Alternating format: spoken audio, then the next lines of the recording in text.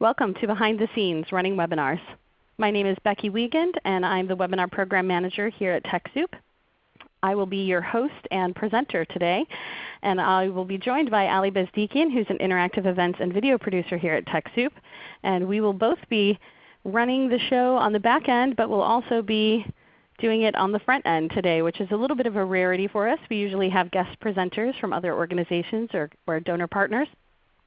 You may also see Maria Niles in the chat window, who is going to be helping us on the back end with any of your questions.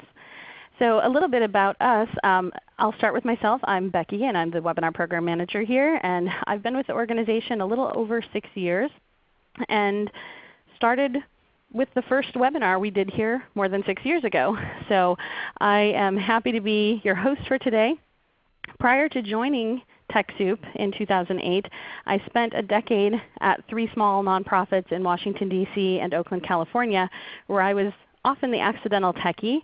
And I was also fortunate to be a beneficiary of TechSoup's donation programs and services and resources back then, which is what led me to want to work here.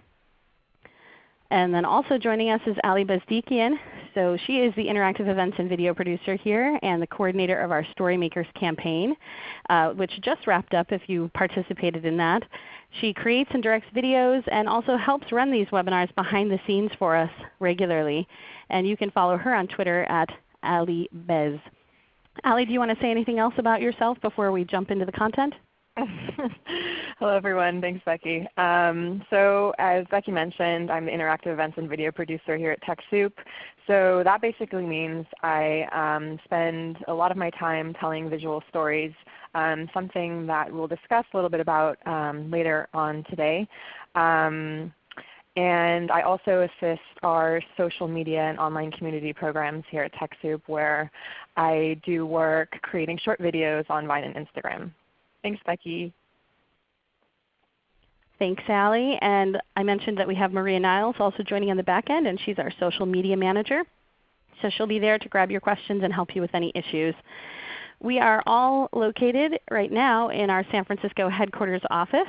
And I would love it if you would take a moment and chat into us to let us know where you're joining from today.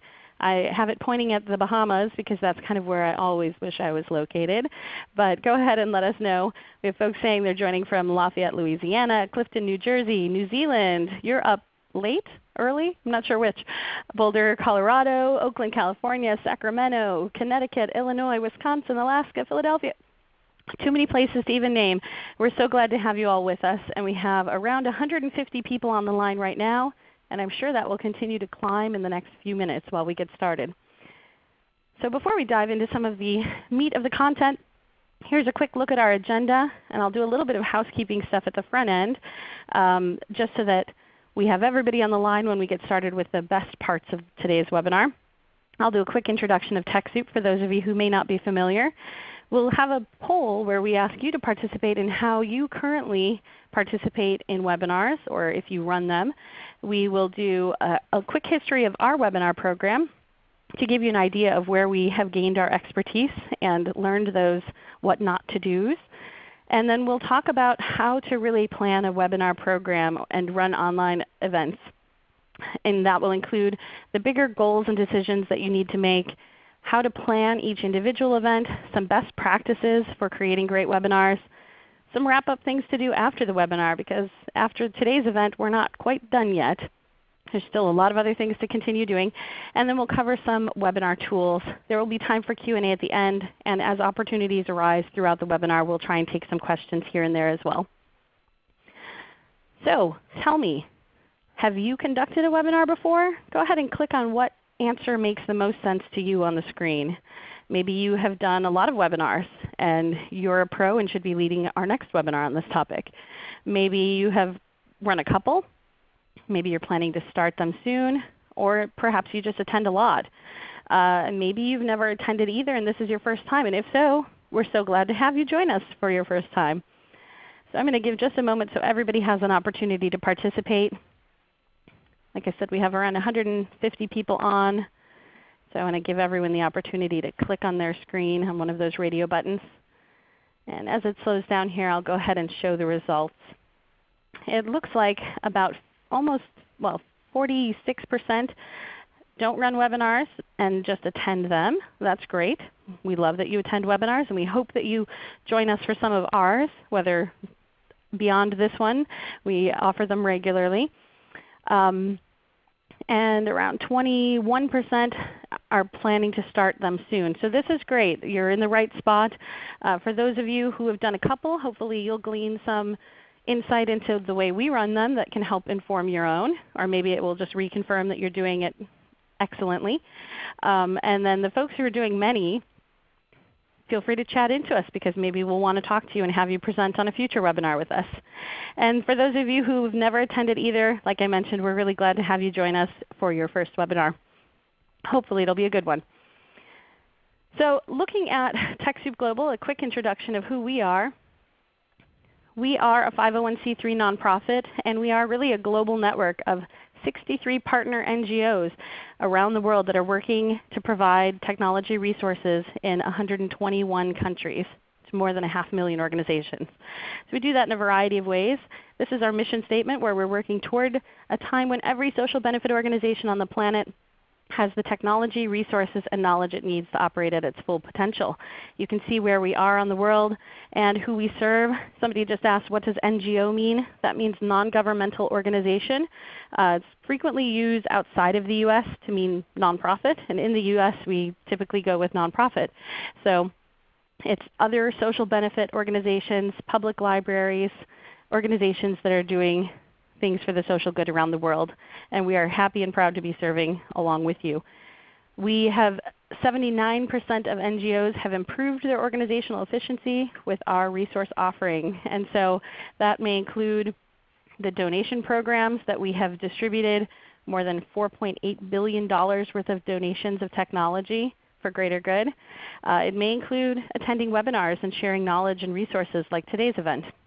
It might be articles and blog posts and social media or live events or videos and trainings. So we do all kinds of things, and this is just a quick look at our donation program. If you're not familiar with it, you can visit TechSoup.org if you're in the United States. If you're not in the United States, you can visit our TechSoupGlobal.org website and find your local partner. So that's a little bit about who we are, and just to give you some backstory on our history of doing webinars. I started here in May 2008, and it just happened to be the first month we did a webinar. I was not the person who started it. This lady right here, Cami Griffiths, started our webinar program 6+ years ago. And it was originally a grant-funded program that was a temporary limited thing to see how it went. And it took off, and people have really enjoyed attending our webinars. After her, Kyla Hunt took over our program. And in the back end, I've been helping all of those 6 years. So I'm happy to now be the webinar program manager. That's me right here. And this little face peeking out here is Allie, peeking in to act surprised during a webinar a few months back. And so we have been doing this for a long time now and have really learned all of the different things that can possibly happen have happened, and we've figured out ways to troubleshoot most of them. And either way, you always go on with the show. And so in that 6 years, we have served more than 37,300 attendees. So those are the individual people who have attended our webinars in that period. And so we've gotten to know a lot of you, and we've archived more than 250 events on our website and YouTube channel from those. And so we do these just about every week. We have a webinar, not every week, but most of the time we have at least one webinar a week. And 95% of our participants in last year's webinar said that they learned something new. So we consider that a pretty great benchmark for us to move up and someday hopefully get closer to even 100%. And these are what our logos look like. We used to call it TechSoup Talks. So why do we do webinars? And so I pulled out the section of our mission statement and highlighted here the technology, resources, and knowledge it needs to operate at its full potential. And that's really what our webinar programs are intended to be about. And we do have this really broad reach. And so when we look at why we do webinars, we do them knowing that we want to have large group workshops. And so we consider them lightweight, meaning they don't always go really deep on a topic. They may not be a one-on-one training where you're in a room with only 10 other people. That might be something we do someday, but at this time we try to reach as many people as we can with our trainings, and so that's the reason and that's the methodology that we'll be looking at today. However, you may have come here hoping to do webinars for different groups, and we'll cover some of that a little bit later. Also, why we do them is that we have a terrific donation from ReadyTalk that has helped support our program from its beginnings. And so we're able to use this platform, and we thank them for that because without it we would have to pay quite a bit to provide webinars to groups of this size and to 37,300 people over 6 years. We also do them to help promote the donation programs and services across TechSoup.org and our other global properties. So there's lots of reasons you might want to run webinars yourself. We do them to partner with foundation and corporate donors. So we have these partners around the world that are real experts. So we can bring Microsoft directly to you to answer your questions, or we can bring Adobe to you to answer your questions. So we do it so that we can connect you with those people. We also regularly have nonprofit leaders and sharing their stories and experience with a specific tool or with a specific strategy to talk about what worked for them, because we know that that often can help really resonate with your own circumstances depending on what they are. We do have this global reach, so we try to make sure that we can make these available to everybody, which is part of why we do them and record them and share them widely and invite you to share them too. And we also do it to train people on how to get started with our program, so to demo the process of getting donations and things like that. So those are some of the reasons that we do them. Now I want to know why you want to do webinars and what kinds of events you want to do. So maybe you're looking to do it for different reasons than we are. And if there's a lot of you that are interested in a specific area, then I can speak a little bit more to that, and it can help guide our conversation as we move forward. So go ahead and click on your screen, and you can select as many as make sense to you. And if you're not sure of the differences between some of these, I'm happy to define them as I see them. So webinars are these sort of bigger events like what we're doing today, broader reach, bigger audience. Trainings might be a smaller group setting or a classroom type setting. Day-long conferences would be online, multiple sessions, lots of different speakers. Maybe you're looking to use it to just train staff or volunteers or board members, or have just online meetings so that you don't have to travel so far. Maybe all of the above. So I'm going to go ahead and skip to the results here. I didn't put on here to make money, and I actually addressed this a little bit later in the presentation because we know that there are income opportunities as well.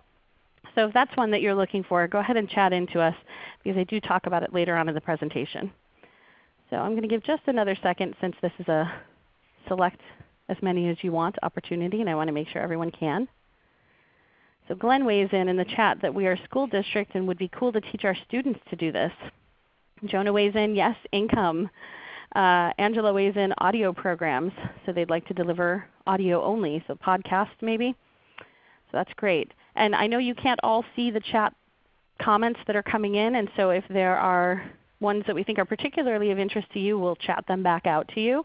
But we are catching all of those comments and seeing them. So Shirley weighs in that they are looking during the winter months when they have inclement weather that they'd like to use these to supplement their board meetings so people don't have to go out. All right, so I'm going to go ahead and show these results. And it looks like around 68% of you are looking to provide trainings, and not too far behind are just straight up webinars like this. And 56% are looking to do online meetings. So we will talk about kind of the different ways of doing those things. I am going to focus, since we're talking about our webinar program and behind the scenes of it today, a lot of our content will focus on that, but we will have opportunities to talk about these different ways of doing things and what tools may be most appropriate for the different options later on in the program. So why do webinars?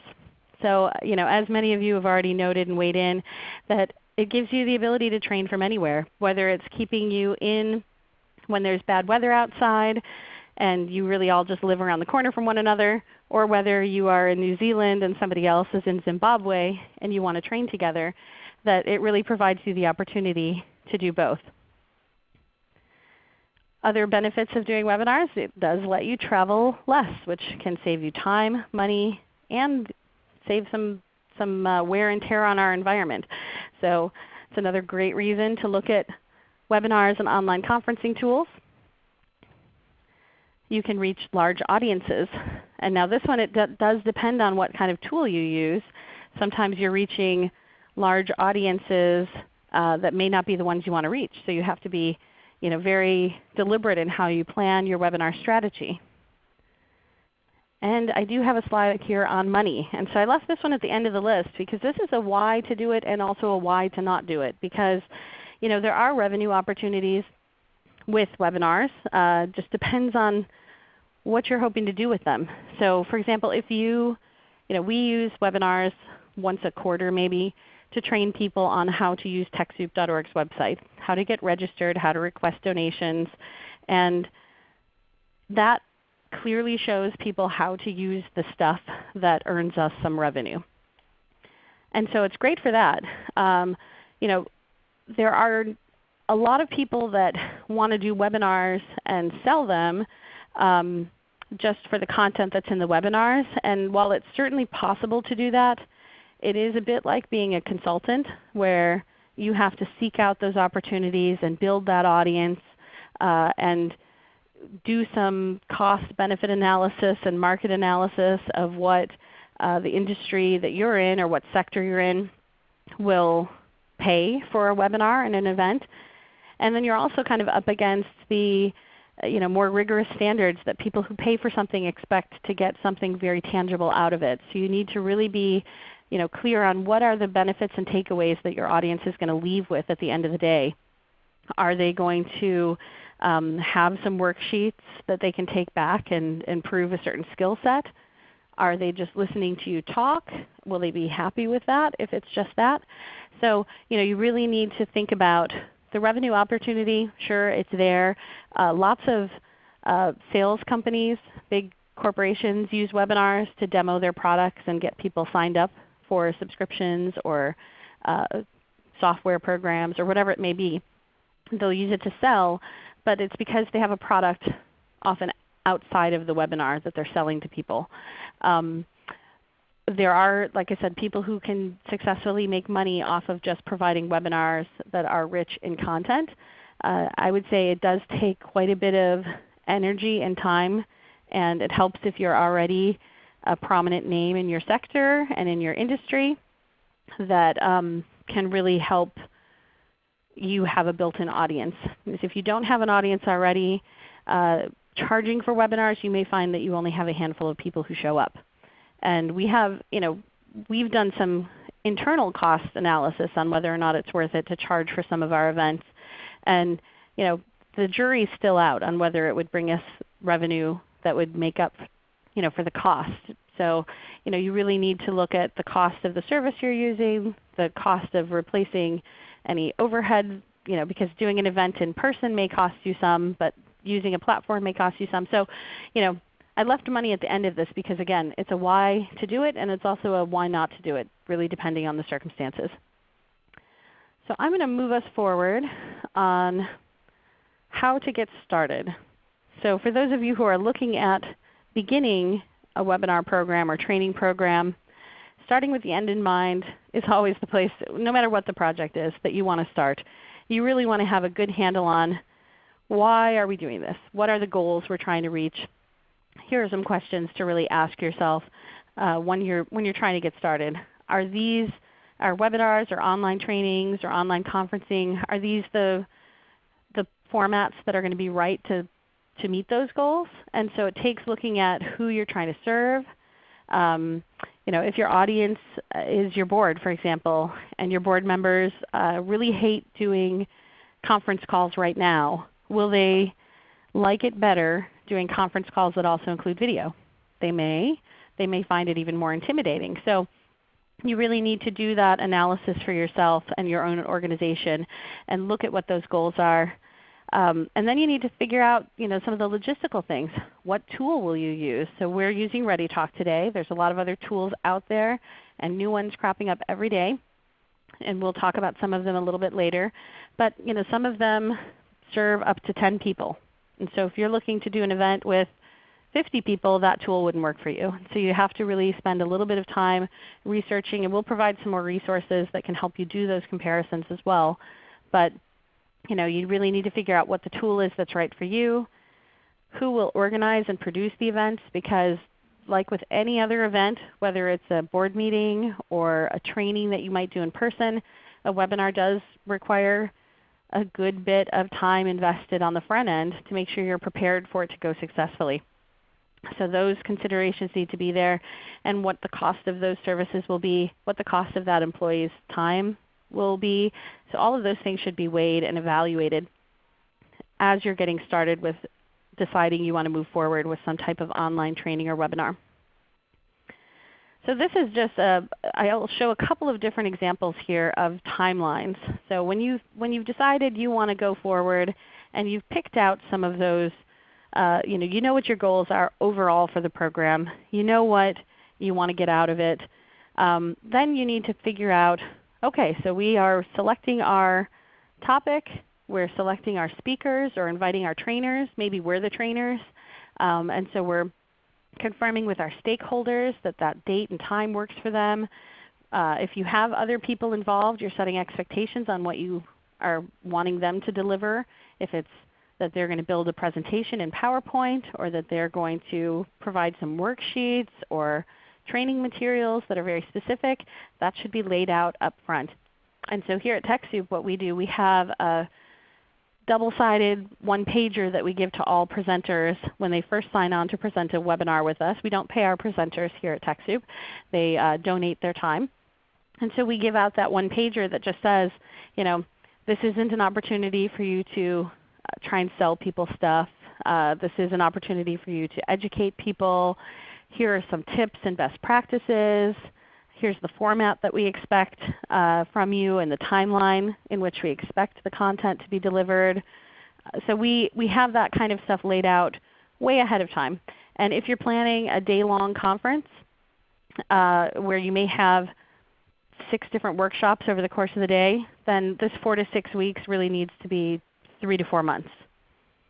And somebody just asked if we could share that one pager for speakers, and I would be happy to include it in the post-event email that you'll get later today. And it's not really an agreement so much as it is tips that we share. We hope they read it. It has some legal disclaimers in there about whether they can have access to the list of participants and things like that. So we don't make that available. And so we don't give the list out to our presenters. We keep that in-house, so we don't share your names. It's just to allay any fears of that. But this is the sort of timeline you're really looking at. And the logistics may look a little bit different for you than they do for us and for each event. But this is an example here. So 2 to 3 weeks before, you want to be starting to create your PowerPoint. If you have a template that you're going to use because you're planning to do a series of events, you want to share that with your audience. You want to start your outreach. We found that doing outreach more than 3 weeks in advance, we have a much higher drop-off rate. So today's event, for example, we had just about 300 people register. We typically expect to get 60%, maybe 70% on a good day who show up. And the industry standard, they say, is only around 40%. But if we started advertising the event a month and a half in advance, I bet we would be much lower with the turnaround rate. We'd have fewer people show up who registered that far in advance. So we want to make sure that we've confirmed that we have the PowerPoint in progress and a good draft of it for our run-through. We want to make sure we've got alternate call-in numbers for our presenters. So if their phone goes dead or we can't reach them on the morning of the event, that we've got another number we can call them at. Things like that, just to make sure that you're preparing for the worst but expecting the best. 1 week before, we're looking at how many people have registered and maybe doing some additional outreach pushes to get people signed up. We do find that most of our participants sign up within a week of the event. So that's when we see the biggest uptick in registrants. We want to do our run through at least a couple days, maybe a few days ahead, so that we have time to tweak anything and change the agenda a little bit, fill in any holes, cut stuff out. We finalize the materials and any handouts. We send out reminders so that our users know you've signed up for an event. Here's a reminder. Here at TechSoup we send out a reminder the day before the webinar, and we also send one out the morning of, and we include the PowerPoint deck in that last reminder. And then after the webinar, we'll cover some of this later on, but we always have to thank our speakers if they're dedicating their time to our audience. We send a follow-up email. We gather all the metrics and data. We post it on our YouTube channel, embed it on our website. We might have a recap post or create other content or video clips from that event. So lots of opportunities to take a one-time event and grow it into more content that you can share on your site and for your audience. And here's another look at a timeline. It's not so much a timeline as it is just the path of success that you're selecting your topics and learning objectives. So you could put times along with this arrow, and this is just another version of this that one of our other webinar program managers created previously, and I just decided to use it because I think it's nice to have a variety of different ways to look at this planning process. So when you're getting to the individual audience and that webinar, you really want to make sure you know what your audience is expecting. And you can do that in a variety of ways. So if you have a tool that allows you to collect registration details up front and may allow you to customize questions, you can ask your audience, what do you most want to learn about this topic? You can ask them up front and then weigh in. You can get that information if you don't already have it, and it can help inform you. We also try to get to know our audience a little bit by having these interactive polls during the webinar so that we know what you're most interested in learning today. So this is where we define the topic, the purpose, the objectives. What do we want people to walk away having learned, what those takeaways are. We develop that content. So again, this is a little bit of repetition from the prior two slides, but really just lists out those things you really want to consider no matter what kind of event you're doing. And somebody said they like the coin. My daughter is a scout, so we always are using scout analogies and metaphors in my day-to-day life. So a look at this in ReadyTalk, because that's the platform we're on today. It doesn't matter so much what platform you use, but you do want to do some comparison of the different features. And so when I go to set up an event in ReadyTalk, you can see that it's just a basic form. This was for today's event. The title, I get to fill that in. I get to, I'm the host, my email address, date, time, all of that stuff. I get to write in the description and set up a toll-free number. Now when you're looking at tools, most tools, if they're not Internet-based audio like Skype, where you're just talking to each other using the Internet, if you're actually using phone lines, they may charge you long distance. So you need to look at that and determine whether you want your participants to have to pay a long distance charge in order to participate in your event. Or you may want to say to that company or provider, we don't want to charge long distance. What does it cost for us to provide the toll-free number for our participants? And get an estimate up front. If you think you're going to have 50 people, ask them, what do you think the charge will be? Is there an additional fee if we go over 150 people? Is there an operator needed? Do we have to pay an additional charge for that? If so, is it a per user, per minute fee? So those are things you want to really look at when you're researching your tool options. And here's a look at some more of this form. Just that we use this broadcast audio so you can listen to it live streaming, and we make that alternative phone number available to you. These do cost additional fees through ReadyTalk, but we feel that they're necessary to ensuring that all of our participants can be on the line and hear well and participate. And we can also provide additional services. Like for example, we can provide live closed captioning if we have participants that need assistance or have audio issues. We can make that available to them through ReadyTalk. So if you are serving an audience where those kind of accommodations may be necessary, then make sure you're checking with your provider before you sign on with them. And just a couple of other quick looks at the the sign-up process and how we set it up on the back end. So we can add our own branding to the page. You can, and so this allows us to register people. We can add our bios and speakers and photos. So that's just a little peek into what ReadyTalk looks like on the back end. But similar tools are out there that offer similar features and very similar setups. So it's not so much tied to the tool, but things to consider when you're looking for your own. So I'm going to give my voice a break and have Allie come on and talk a little bit about some of the best practices for great webinars. And these are some of the things that we think really make webinars, the good ones, stand out. And so this is actually the sign on our door in the room that we're in right now, that we post a sign letting people know that there's a webinar in progress and to quiet their voices, as TechSoup has a couple hundred staff people running around our big building here. And it could get awfully noisy if we didn't let them know that. We want to make sure it's nice and clear for you. So I'm going to have Allie come on and talk for just a moment about what she thinks makes the best webinars. Yeah, thanks for handing me the mic, Becky. I wanted to jump in here because I think this is one of the most important pieces to think about when planning an engaging presentation, and that is visual storytelling. I appreciate taking the time to discuss visual elements in webinaring because I think that too often webinars these days can be really static. So the first thing that I think really makes a great webinar is that your presenters are interesting and happy and that they really set the tone for the entire event. So happiness is infectious, and I think it's really, if you're bringing in presenters from outside, which we often are, I always try and have a phone conversation with that person no matter where they're located to make sure that they don't talk like this, because it's not so much about the personality, but it's about the voice, right? You want to make sure that you can't see the people that are talking necessarily unless you're using video chat, but it really does help to have presenters that have interesting, engaging voices.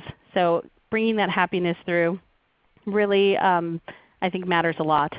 And Allie was just talking about visuals and that they're important. And so we really think that you should embrace the visuals. That if I had a quote from somebody just recently who said, if everything you're saying is already on the slide, then why are you there? And I would heartily agree with that. There are some parts of this presentation that I've bulleted out because I think they're useful checklists. But other than that, we really want to make it engaging and interesting for you. And in addition to pictures, if you have a tool that allows you to use video or webcam, go for it. We're all getting our attention spans knocked down a little bit shorter these days, where even a 6-second or 15-second video inserted into an hour-long webinar can be really fun and engaging. I actually had a little clip from Instagram that I was going to play, and it was just of me wrapping up a webinar a few months ago, and then I thought that might be a little redundant since I'm doing the webinar. But we really like that there are so many visuals that can help display and communicate better than our voices even can.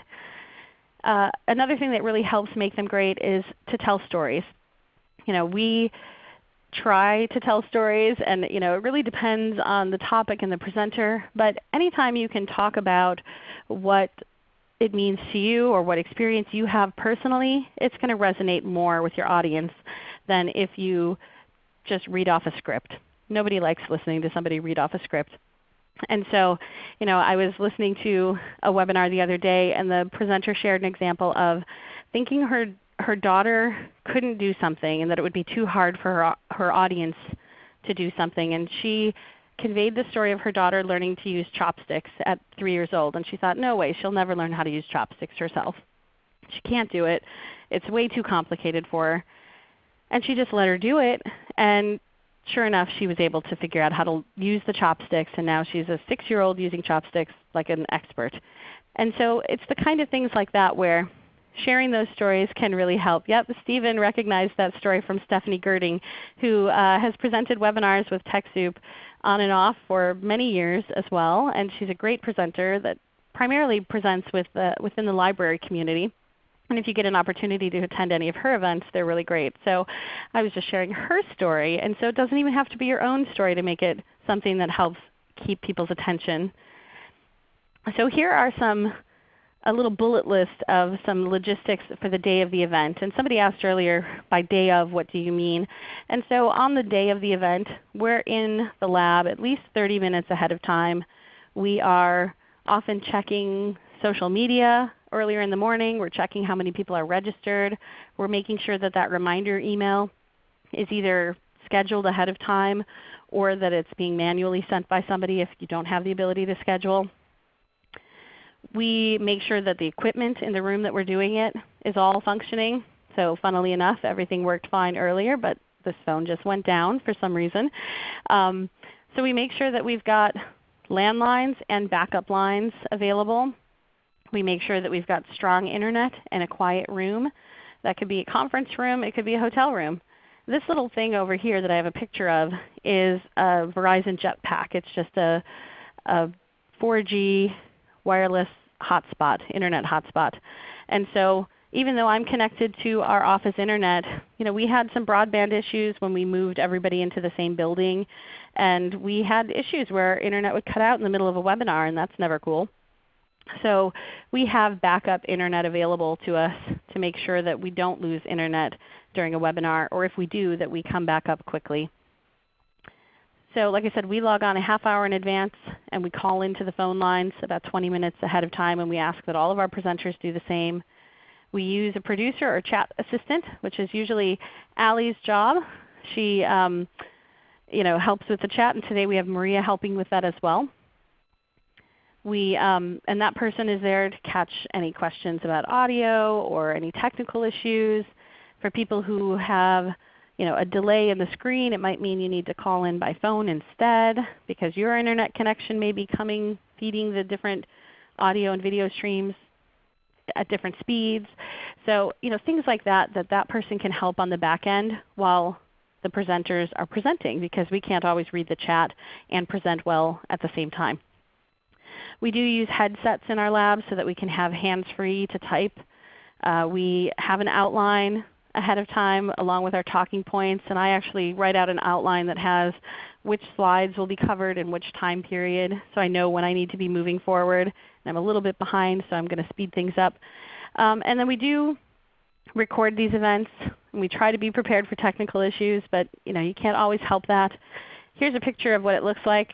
We're set up in the exact same positions today, except you can't see it, but Maria is sitting right here. Her ghost is right there. But everybody else, that's me. I'm in the same seat that I always am, and I'm actually wearing a very similar shirt, and that's Allie. And that's what our setup looks like. We hang right across from one another. And so when ReadyTalk is running on the back end, this is what it looks like. So you can't see this. You just see that image that I showed at the very front end. But I see myself as the chairperson. And you don't see this because I didn't take a screenshot of it during a live webinar. But I see every one of your names listed in the big long list down here. And I see all of your comments coming in this chat window. And I see questions that are being flagged in this tab, and questions that I've answered being flagged over here. I see the slide that's on the screen right now. I see all of the other slides as thumbnails down at the bottom of my screen. And this is where I can insert polls or videos or other resources that I might want to share. This is where I can share my desktop. So if I wanted to show you the live Internet, I could do that. I could grant control of my desk to someone else. And we could also enable webcams. And so ReadyTalk is pretty full-featured. You won't find all of these features necessarily in a lot of tools that are out there. So this is what it looks like when I go to share my desktop. It lets me select the application or my desk. And this is what it looks like when there's a webcam. I took this screenshot in my bedroom in the wee hours last night, so that's why it's so dark. But we could actually have a webcam playing and have our presenters' faces up on here.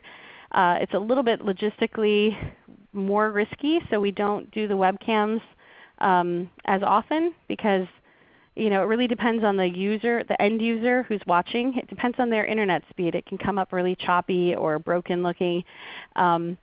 especially when we're doing things here and moving slides and using the chat. So we choose not to use it for our primary webinars.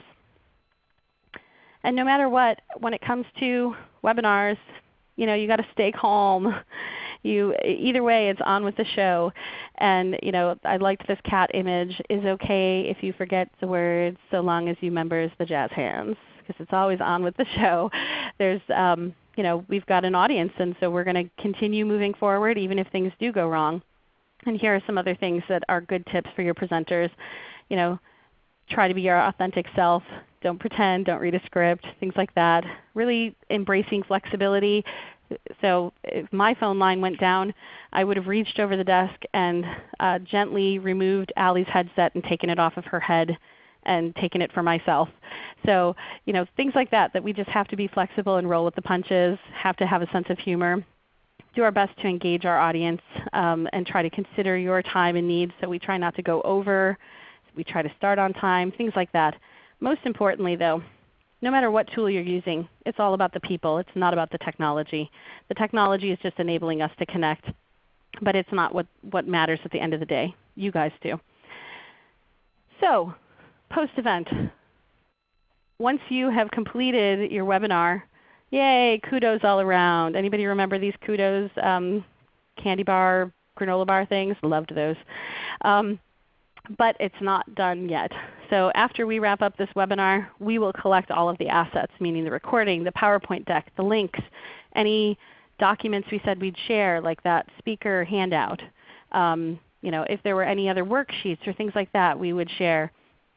We'd collect all of those. We would create our webinar archive. We would share it with you, which we'll be doing later on today.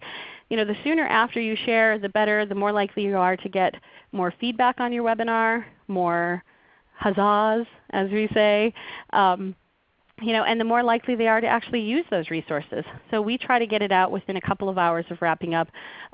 It's totally acceptable to say, we'll get it out to you within a day, or we'll get it out to you within 2 days. I think if you go too much beyond a couple of days and a weekend passes, people forget. So it's best to try and get that out to your participants as soon as you can. And then you evaluate your performance. Share those results with your presenters so they can evaluate their performance. Learn and repeat. So those are big parts of this process. And here are a couple of screenshots of how it looks in ReadyTalk. This is the post-event survey page. This is what it looks like on the back end.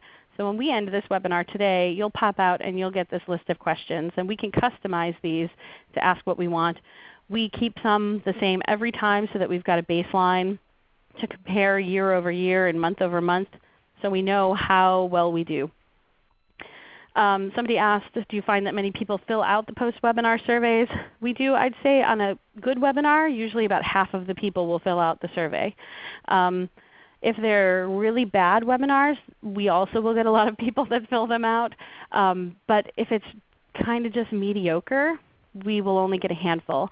And that's never good. We don't want to have no feedback. So we want to have a statistically significant amount of people responding is 10% or more.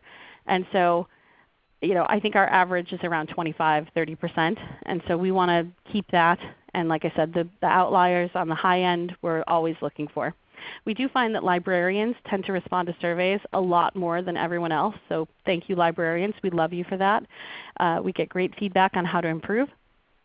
And here's a quick look at what that archive page looks like. This is from last week's webinar. So we send out just a quick archive that's in ReadyTalk that has all of these links, has the downloadable files. Here's the presentation, PowerPoint slides. Here's the MP3 file. Here's the recording.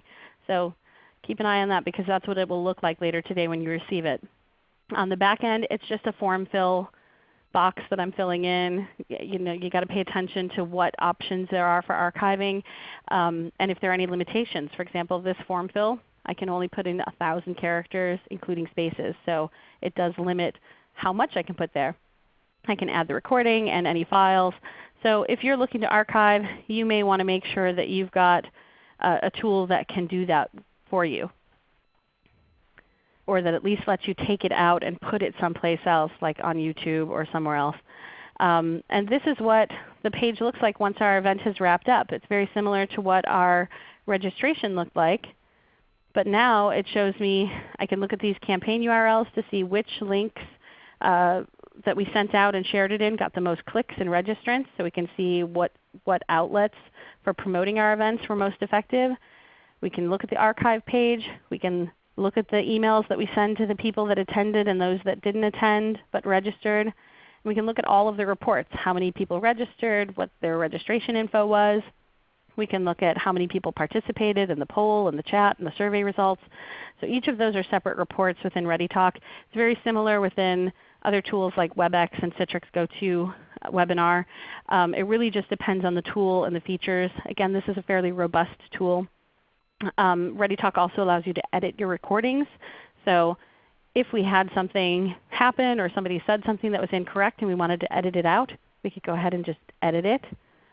And it would let us do that right in here. I could just put the start time and end time that I want to cut out, and I could just cut that chunk and save my recording and download it. And then I've got a whole list of all of these archives going back to, we have 189 in ReadyTalk right now because it doesn't keep them forever. So you should also ask, how long does it keep them? So we are going to go into the tools and software, and then I'm going to jump into Q&A. So tools and software, when you're evaluating the different tools that are out there, you really need to have those goals in mind. How many seats do you need? How many people are you serving? Are you looking at having meetings and trainings just with your board where it might be a group of 10? Are you looking to have a group of 150? The tool that you would choose for one is probably very different than the tool that you would use for another. So definitely pay attention to that.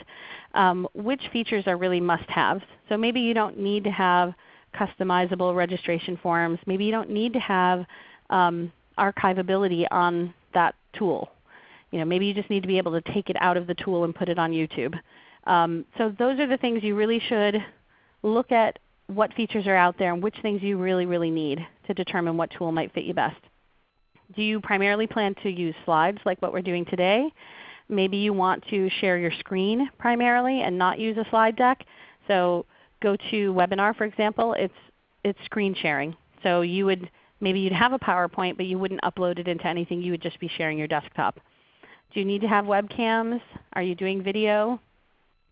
There's different options that are free. So you can find some free video conferencing tools out there where you can get online and Skype and have a Skype group chat.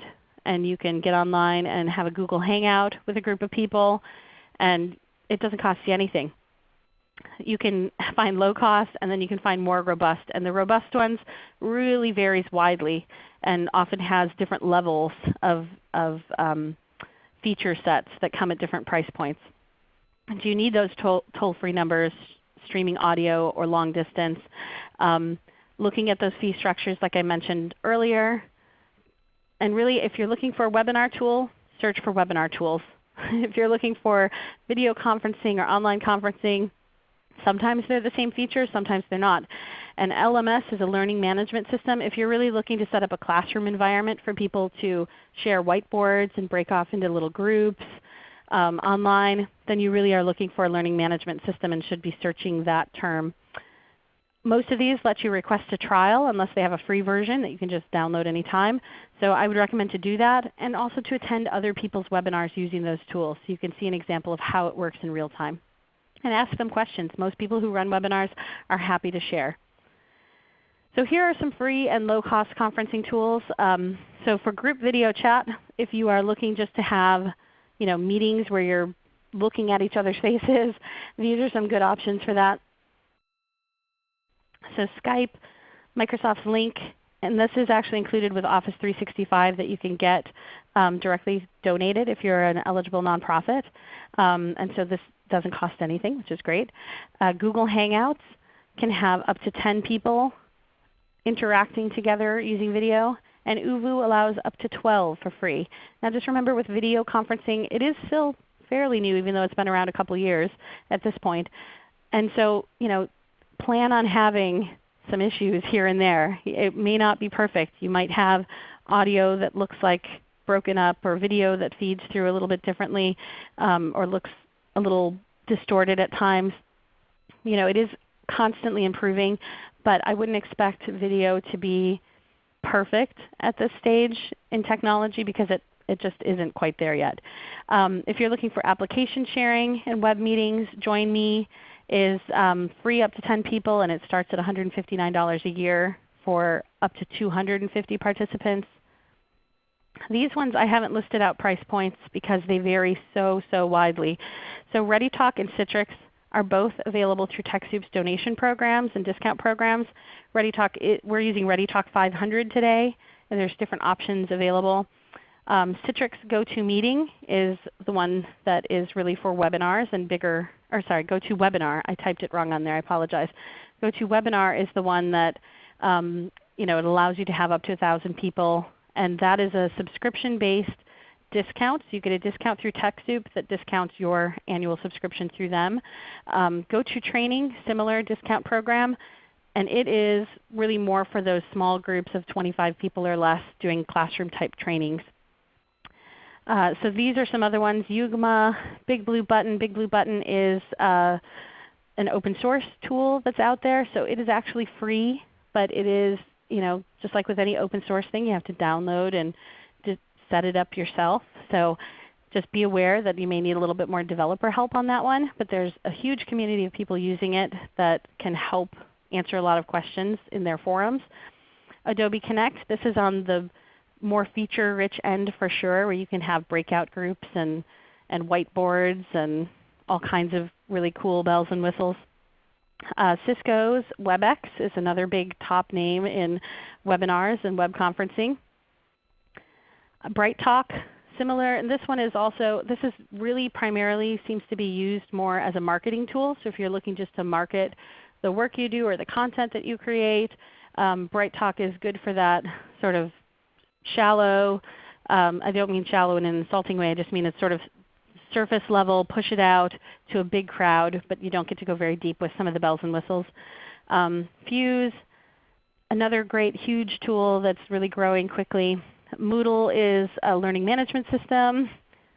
So lots of these things. Blackboard Collaborate is also one that's used a lot in libraries and classrooms to teach. So this is more of a learning management system. Neuro is formerly called Watch-It2. And that is another video conferencing one that they're marketing more toward educators at this point. So some additional resources to look at for you. Here are some places where you can get those comparisons around different online conferencing tools. So this one we just recently updated on our site. It was written by Idealware. And then we've got these other tips for planning and conducting webinars, getting to know different online conferencing tools. And this was a webinar we'd performed previously. Audio and Video Conferencing Toolkit has a whole collection of resources. And this is a webinar that Stephanie Girding, who I mentioned earlier, who does our library webinars, conducted with a coworker, training an invisible audience. So if you are, this one had a little bit more that was geared toward libraries, so if you're interested in that. And then 10 tips to monetize webinars. So for those of you who are looking to try and make income or earned revenue off of them, they give some tips in that article to help you figure out how to do that. So we are at Q&A time, so I'm going to jump into a bunch. Let's see. Does TechSoup ever use webinar platforms that integrate collecting fees with being part of the webinar? ReadyTalk does not, which is part of Greg's question, and we have looked into this and have not found any really good solutions to a webinar platform that also processes payments. Most of them will let you register people, but I haven't found any that are really good at payment processing. So you usually would need to piggyback it with something like Eventbrite or PayPal or some other type of registration tool that lets you pay, and then they would get access to your event with a different link once they've paid for it. So Barb asks, what's your estimated prep time for 1 hour for a 1-hour webinar like today's? Typically we say it's around 20 hours. And then the day of the event we have 2 or 3 staff people doing 2 or 3 hours of work each while the webinar is happening, and a little bit beforehand and a little bit after. Deanna asks, do you record the webinars? Yes, we do record the webinars. And when we give information to our presenters about our webinars, she asks, do you have to have an agreement in that respect? There is no agreement with participants since you're all muted. But with our presenters, we do let them know that they'll be recorded and that they'll be archived. We also let them know that we license our content as Creative Commons, meaning that it can be shared. So we try to make sure that they know that up front and they're okay with it. If they're not, then we have that conversation and decide if they're not willing to share their slides, maybe they just won't be able to present with us, or maybe we'll share them sort of in an exclusive way just with the people who registered and not more widely. So that's a little bit about how that process works. Let's see. Catherine asks, by sending the PowerPoint deck before the webinar occurs, don't you worry that by having the slides you are actually feeding your dropout rate? You know, I've thought about this a bunch of times, and we've found that people actually really like to look at the slides along with us. A lot of people like to take notes on the slides and physically have them printed out. So we think that's worth it. If it's helpful to that group of people that really appreciate it, we're happy to send it, even if it means fewer people might show up to the live event. Let's see. Dara asks, are webinars best for one-time events, or can they be used for educational sessions for 5 days a week? I mean, I think they certainly can be a series. We do series of webinars here. I think it's for students, you may want to make sure that they are following in a certain order, or that you have some ability to see that they've attended if you have prerequisites, things like that. A lot of places offer continuing education credits. So they have to have attended and been there. And the one thing that's nice about having the ability to report afterwards is that you can see how long someone attended. So I can go back and look and say, oh students, you were only here for 2 minutes. You logged in and logged right off, so that doesn't count. So you could use it in that way. So we are just about at the top of the hour, and I know we have a lot of other questions. So what I'll do is I will go through these within the next couple of days, and I will respond to them by email individually, since I won't have time to do it in today's webinar. So really quickly as we wrap up here, I'd love it if you would go ahead and chat into me what one thing that you learned in today's webinar that you might try to implement. What's one thing that you think you could take away and do something real with, whether you start a webinar program or not. Maybe you just would implement it into your programs and presentations that you do live. So Veronica says she'll tell more stories, not be on a script so much. Let's see what else. Download something and give it a try. Absolutely. Ask for a trial with Webinar Company. That's great. I like that you can use it for board meetings. Great. So lots of great ideas coming in, and we appreciate you taking the time to share those with us. Lastly, as we wrap up, I'd like to go ahead and invite you to join us for any of our upcoming webinars. I'm sorry you didn't get to hear more of Allie's voice today. She had a lot that she could have contributed, but we were down a phone line. So I appreciate you working with us on that and just listening to me. So next week we will be doing a webinar on tech tools for YMCAs. So if you are with a YMCA, definitely join us for that to learn about donations that you can access. Then on the 19th we'll be doing a webinar on Every Kid Ready to Read, Tech Tools for Early Literacy. It will be targeting libraries, but also organizations that work with children and early literacy. And then on the 20th you can join us to communicate and collaborate with Microsoft's Lync. So if you're interested in using that tool, do join us for that because you'll get some more insight into that. You can also connect with us at TechSoup Global, TechSoup.org, on Facebook, or on Twitter. Lastly, thanks so much to Allie and Maria for their help on the back end, and thank you to our webinar sponsor ReadyTalk for providing the use of the platform so that we can provide these webinars. Please, when your screen closes, take a moment to complete the post-event survey so that we can continue to improve our webinar programs.